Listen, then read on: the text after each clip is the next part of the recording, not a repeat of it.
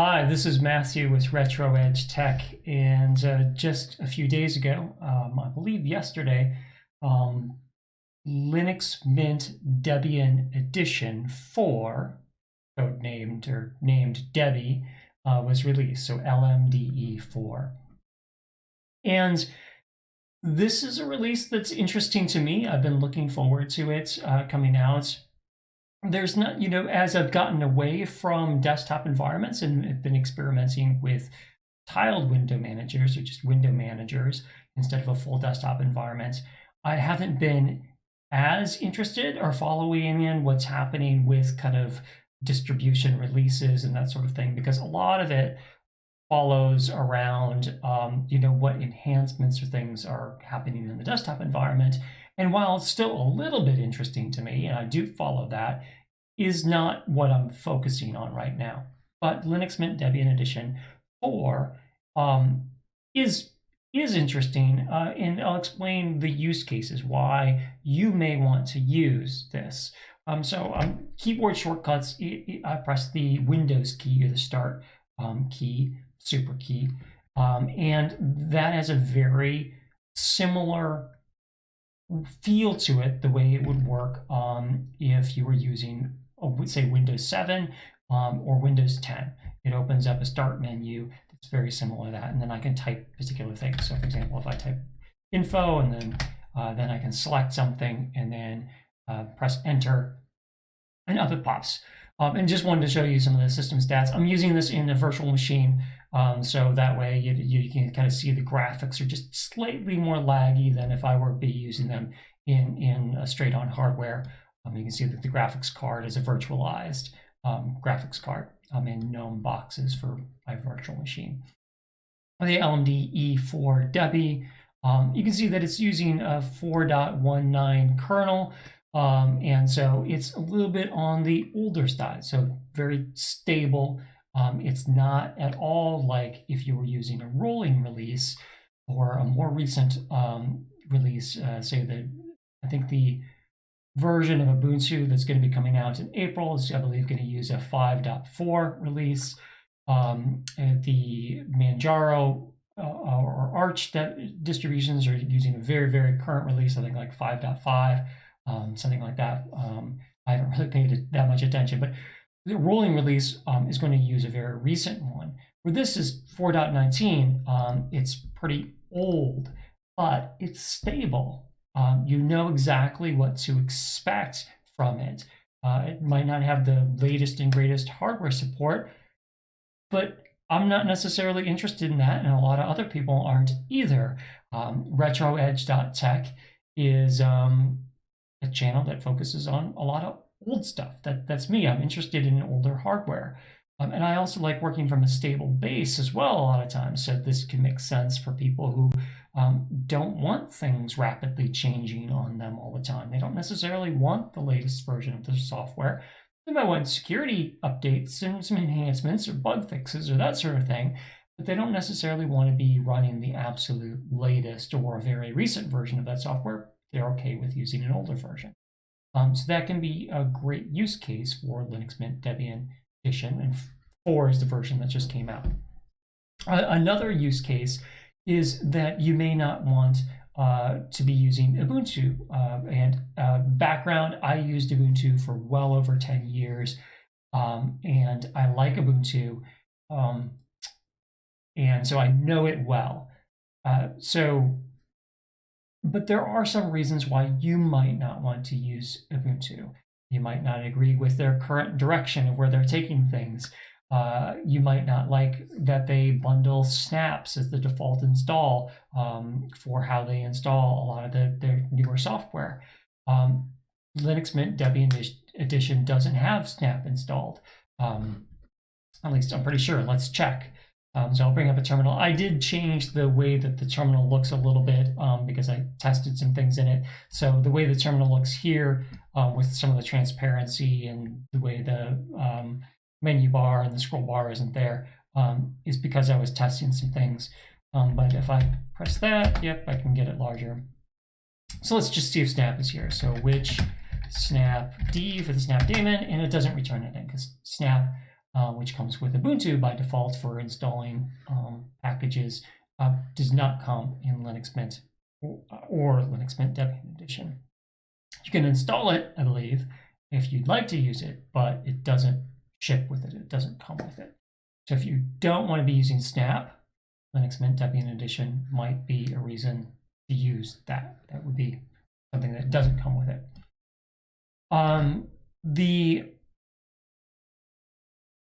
I think those are some of the main things. I really like the classic desktop interface. I've mentioned before that I think the Cinnamon desktop, that's what this is. I can open up my info here again. There we go. System info. It will tell us. Doesn't tell us that it's which version of Cinnamon it's using. Oh, there it does. Yep, Cinnamon version 4.48. So I believe that's a recent version of Cinnamon. I don't keep up on the version numbers, but I believe that's pretty recent. So I like the Cinnamon desktop environment. As far as desktop environments go, I think that certainly if people are wanting to try out Linux for the first time, the Cinnamon desktop environment is one that is very familiar. You can tell that it's not Windows, but stuff works similar enough to Windows that people won't be lost. Now, I think that people can quickly learn things. That's not what I'm saying here. You can pick up a Linux that is very, very different from Windows, and you can still figure things out and work your way around it. But there's certain workflows, shortcuts, keyboard shortcuts from Windows that it's nice that the Linux Mint Cinnamon Edition comes with those things. For example, pressing Alt-Space will bring up this menu, and then I can press C to close it. That's a very common shortcut that I use in Windows a lot to close a window, Alt-Space and C, and I do it very rapidly. And the GNOME 3 environment doesn't have that. It's kind of frustrating to go, oh yeah, I can't just press, I can press Alt-Space and it brings up a menu, but then I can't press C to close that window. Also, the super key, so Windows key and an arrow, will tile it to the side, and then I can bring it back and then tile it to the other side with the other arrow key. That's a very convenient kind of like a way to move windows around and quickly switch where they are with these shortcut keys. So I'm still in a desktop environment, but I can kind of like tile. I can throw a window to one side like that. And let's say I was copying things, from there to there and copying it around. So I'll bring that up. I did test my BSPWM assist script because this is the first time that I've run it on Debian. I've tested it in Ubuntu-based distributions like the regular Linux Mint, and in Ubuntu, I think I tested it in some other Ubuntu-based as well, and it worked fine there. This is the first time that I've tested in a Debian-based one, and it worked fine. I guess I'll show you that as well. This is in a live environment, but I was able to run the script. So I can go here, click on that to log out. I'm going to log out of the session. And it'll take me to the login screen at the lower resolution. For the live environment, the login is Mint, and then there's no password. So if you live boot into something and you get stuck out of a login screen for Linux Mint, I did it again. I didn't change the session type. Let me log out again. There we go. All right, I gotta click that little circle, click on BSPWM. Now I type Mint. There we go, now I'm in. And the reason I had changed the transparency and stuff in the terminal is because I had done that in Linux Mint, where you right click on, you go to preferences, and here I changed it so that the transparency and some of the theming and stuff is different, so it looks better in a tiling window manager. So that's why the terminal looked different. I can open more terminals and that sort of thing. Tiling window manager, I've set up my shortcut keys in my configuration file. And if I want to, so this is something that's built into, I learned this off a couple different people's channels. I've been watching the OldTechBloke, the OTB channel. He does a lot of Linux stuff, and he showed me some stuff, and I learned about xrandr and some other oops, that brought up a new one. Let's see if I can, there we go. I can make it larger and I can have it take over the screen, but X, R, and R, and then I can do dash S for set, and then I can type a resolution, 1920 by 1080, press enter, and boom, then it, I can see some of the top there, but that resets my resolution to be the correct geometry for my screen. So that XR and R was a command that confused me at first, but it's pretty simple just to set it. And I was using a, I used my BSPWM script to install lxrandr. So my script installs that. But now that I know how to use the command line directly, I don't actually necessarily need that little program to come up and so that I can reset the screen size. Though it might be helpful for multiple monitors. I'll have to test that. Mostly in my tests, I've just been using it with the live boot in one monitor. So, and then I have shortcut keys set up. So this is, you know, a tiling window manager. It allows me to open new windows, and it automatically puts in the tiles. I have keyboard shortcuts for you know, moving around from window to window to close the windows. I have a keyboard shortcut to open a browser. I think Firefox there.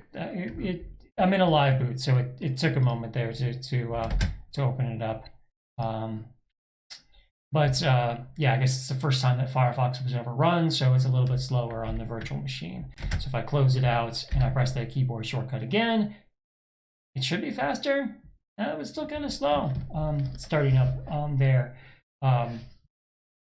But again, we're in a virtual machine, and it's a live boot. It's not installed, so that might be part of the lagginess there. All in all, I guess we'll quit out. I have a keyboard shortcut to do that. It'll bring me back into the login screen. The Cinnamon desktop environment is the default. Enter back in. Let's see if it remembers my setting. Nope, it doesn't remember my setting. So I can do, you know, from the command line again, I could do XR and R dash set 1920 by 1080, and that will give me the correct geometry again for my. So all in all, who would I recommend Linux Mint Debian Edition for? For people who want a very stable system with it based on Debian. It's going to use an older version of the kernel. Lots of bug fixes are already going to be applied, but you're not introducing new bugs with, you know, brand new latest versions of software. So that's nice. You have a very stable environment. I haven't tested this long term on hardware or anything like that, but from my experience with Linux Mint in general, I also agree with that. If you want to use something that's not Debian, that has some of the niceties of Linux Mint, but doesn't have Ubuntu. You don't want to be using Ubuntu, so you don't want Snap to be installed as by default. You want to get away from that. So that's another reason to use Linux Mint Debian Edition. For kind of the retro point of view of using something that's a little bit older, but still on the edge, right? You know, so this is the latest version of Linux Mint Debian Edition. It's just released, but it's still got these classic things. You know what to expect from it. So it's retro in that sense, but you're also on the edge of what's most currently released for kind of this channel of releases. It's not a rolling release, so you don't want to always be getting the latest updates. You don't always want to be having to apply tons of updates and patches and stuff that come out every day. You like just a few software updates and keeping on pretty much the same versions of things. There's a really good use case for that. You kind of know what to expect. So overall, would I recommend Linux Mint Debian Edition? Yes, I would. I think that's a good solid base. And it has a lot of familiar features. I like the Cinnamon desktop environment, even though I'm getting away from desktop environments in my day-to-day use. I think Linux Mint Cinnamon Edition is a great, in the LMDE, the Debian edition comes with, I think the only version it comes with by default that you can get in the download is Cinnamon for the desktop environment. I think it's a great desktop environment, works well. It has a lot of the defaults that people expect with the way the start menu works, the way the search works, the way the file manager works. I think that it's a good environment that is familiar to people, but gives a great Linux experience, a stable Linux experience on a kernel that's very well tested. So you know what to expect. Yes, I would recommend that you try it. If you haven't tried Linux before, hey, welcome to my channel. Glad you're watching my videos. I do a lot of Linux stuff. If you're looking for a version of Linux to try, certainly spinning this up on a virtual machine or putting it on some old hardware, great use case for putting it on an old desktop computer or an old laptop, trying out Linux, see how it works. For performance, having an SSD really makes a difference. I can talk a long time about that. But yes, try out Linux Mint. This is the Debian edition, so LMDE4 was just released very recently as the time that I'm recording this video. It's worth looking at, worth trying out. Thanks so much for watching. Bye for now.